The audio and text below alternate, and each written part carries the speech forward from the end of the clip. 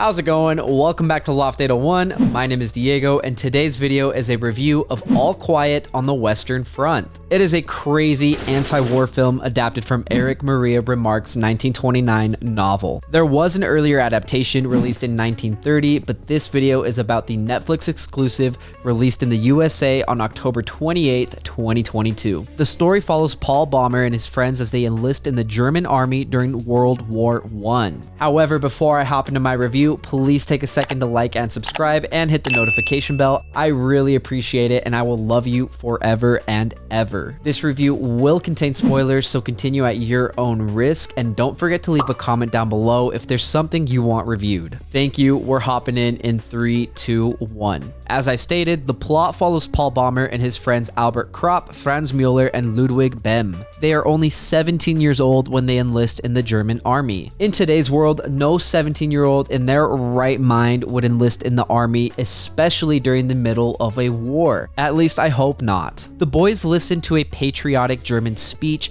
and it is incredibly sad to see how they are indoctrinated with dreams of honor and grandeur. They have no idea what they're in for. They're immediately deployed to northern France, where they meet a veteran named Stanislas Kaczynski, otherwise known as Kat. He takes them under his wing and helps them throughout the film. The boys' first night on the Western Front obliterates their glamorized view of war, and Ludwig is killed. This movie does not hold back at all. It is brutally realistic in its depiction of war, and no character is saved by plot armor. The environment is cold, dirty, wet, muddy, and vicious. It's horrifying. The movie jumps to a year later, and we see the camaraderie between the surviving soldiers, including another veteran, Jaden. It's winter, and they're just trying to stay warm and positive. They distract themselves with letters and girls. Despite these brief moments of joy, misery loves company. It is tragic seeing Kat talk about his wife and worries that he won't be able to reintegrate back into society when the war ends. That really hits hard because there are so many veterans around the world that never recover from their experiences. Over the next few days, German official Matthias Erzberger meets with the German High Command and persuades them to negotiate a peace treaty with the Allied powers. He doesn't want any more German citizens to die, and I don't blame him. The High Command finally concedes, and he meets with the Allies as they provide their strict terms of surrender. Unfortunately, at the same time, German General Frederick is adamant about his belief in German superiority, and he orders the Germans to attack the French front line. The general is completely despicable, living in luxury while boys and men die by his words. It honestly makes me sick to think about because history repeats itself, and I can see parallels in today's world. The battle itself made me cry. I don't know if it's because I'm getting older and I'm more sensitive to the things I see on screen, but it was overwhelming. The Germans momentarily take the front line, but are quickly routed by a counterattack from tanks and flamethrowers. The screams from the German soldiers are haunting as they're crushed by tanks and lit aflame. As Albert finds out, surrendering soldiers are shown no remorse. One of the hardest scenes to stomach is the hand-to-hand combat between Paul and a French soldier. Paul physically comes out on top, but is mentally and emotionally broken. He cries, and I cried too. There is a lot more to the plot, but I will leave that undisclosed. I think you should watch the movie to catch the rest of it. As I stated earlier, this movie is a bloody, dark, gritty depiction of war. It is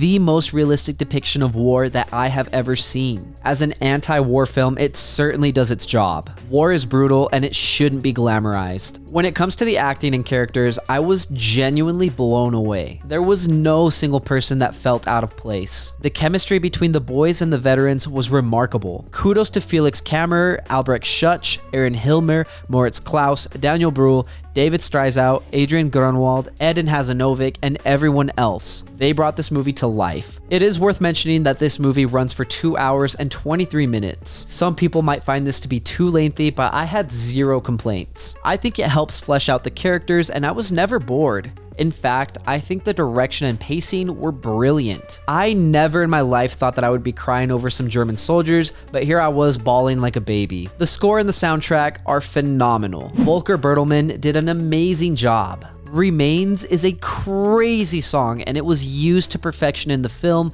to highlight intense moments. I especially loved how the music complemented the ambience for an authentic sound and feel. Additionally, the dialogue always felt in place. I seriously cannot stress enough how genuine this movie felt. It can be watched in German or English. I chose to watch it in German. Even without the subtitles, you can understand what is happening thanks to the acting and storytelling. Some of the hardest hitting lines are at the end of the film. The front line barely moved since the start of the war, and more than 3 million soldiers died there, over inches. That makes me so sad. Anyways, the cinematography was beautiful. It all felt cold. Very, very cold. The snowy shots were beautiful yet eerie, which really worked in the film's favor, especially because the blood in the movie intensely contrasted the bright white of the snow. The cinematography truly conveys that a picture is worth 1,000 words, but a video is worth even more. The production design was also done extremely well. The trenches, mass graves,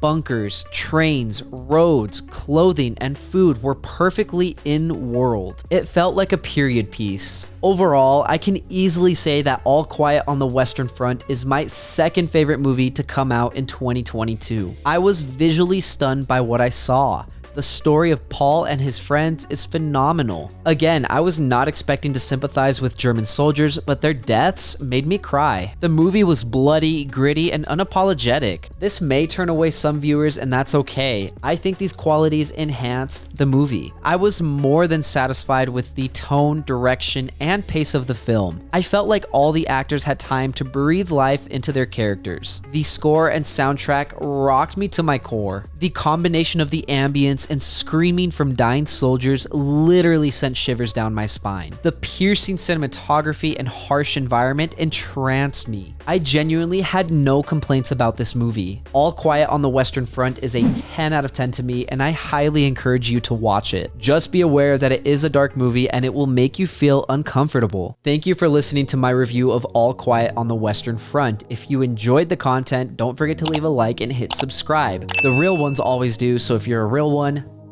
you know what to do. If you agree or disagree with me, please let me know down in the comments. I'd love to read what you have to say. And if there's anything you want to see reviewed, please let me know so I can get to it. Slowly but surely, I will get to it. Lastly, if you want to see some more from me, you can check out my vlogs linked up above or my podcast, Friends with Benefits. My name is Diego, and I will see you next time.